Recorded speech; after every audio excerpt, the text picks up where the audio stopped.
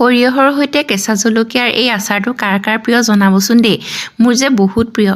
কেতিয়াবা ভাত খাবলৈ মন নগ'লে ইয়াৰ অকণমান লৈ ল'লে যে ভাতকেইটা খুব ধুনীয়াকৈ গুচি যায়। আৰু আজি ভাবিলোঁ মই যেতিয়া আচাৰটো বনামেই সেইকাৰণে ৰেচিপিটো আপোনালোকৰ লগতো শ্বেয়াৰ কৰোঁ। তাৰ কাৰণে লৈছোঁ কেইটামান কেঁচা জলকীয়া, এটা নহৰু আৰু অলপমান বগা সৰিয়হ আৰু অলপমান লৈছোঁ গোটা মছলা। বহুত বেছি লোৱা নাই দেই, পৰিমাণটো অকণমানহে লৈছোঁ। প্ৰথমতে মই এই জলকীয়াখিনি ভালদৰে ধুই ল'লোঁ আৰু এখন কাপোৰত দি দিছোঁ যাতে পানীখিনি সম্পূৰ্ণকৈ একদম নাইকিয়া হৈ যায়। মই এই কাপোৰখন কেৱল পাকঘৰতহে ব্যৱহাৰ কৰোঁ। এখন থৈয়ে দিছোঁ পাকঘৰত। আৰু আনফালে এয়া সৰিয়হখিনি এখন চেকনিত ধুই লৈছোঁ। মই সৰিয়হ ধুবলৈ সদায় এখন চেকনিয়ে ব্যৱহাৰ কৰোঁ, নহ'লে বহুত পৰি যায়। আৰু আনফালে এয়া দিলোঁ মই এখন ফ্ৰাই পেনখন গৰম হোৱাত গৰম মছলাখিনি দি দিছোঁ আৰু প্ৰায় 10 মিনিটেই নালাগিলে ভাজিলোঁ। ভাজোঁতে বহুত এটা ধুনীয়া গোন্ধ আহিছে আৰু গেছটো অফ কৰিলোঁ।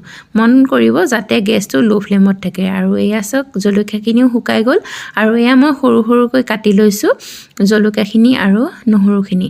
আৰু মিক্সি জাৰটোত মই এই গৰম মছলাখিনি ঠাণ্ডা হোৱাত দি দিছোঁ। বহুত বেছি পিচিব নালাগে, অকণমান গোটা গোটা হৈ থাকিব লাগে। আৰু এইফালে দিছোঁ সৰিয়হত মই 2 চামুচ ভিনেগাৰ দি দিছোঁ। আৰু সৰিয়হখিনিও বহুত বেছি পেষ্ট বনাই দিব নালাগে, অকণমান গোটা গোটাকৈ ৰাখিব লাগে, তেতিয়া ভাল লাগে। আৰু এইফালে মই কেৰাহীখনত তেল গৰম হ'বলৈ দিলোঁ আৰু কেইটামান পাঁচফোৰণ দি দিছোঁ। পাঁচফোৰণ এইকাৰণে দিছোঁ কাৰণ গৰম মছলাখিনি দি দিয়াৰ লগে লগে তেল জ্বলি যাবও পাৰে।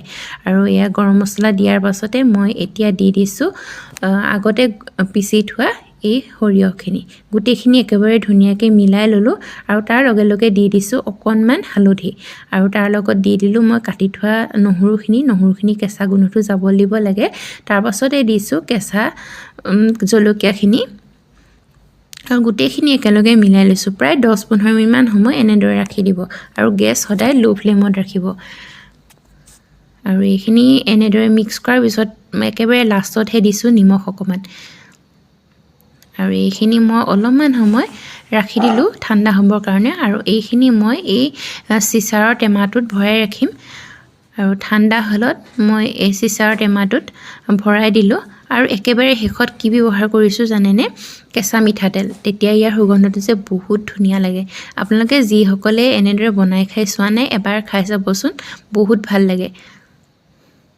আৰু আজিৰ ৰেচিপিটো কেনে পালে জনাব। ঠিক আছে, নতুন এটা ভিডিঅ' সৈতে আপোনালোকক আকৌ লগ পাম। আজিলৈ আহিছোঁ, ধন্যবাদ।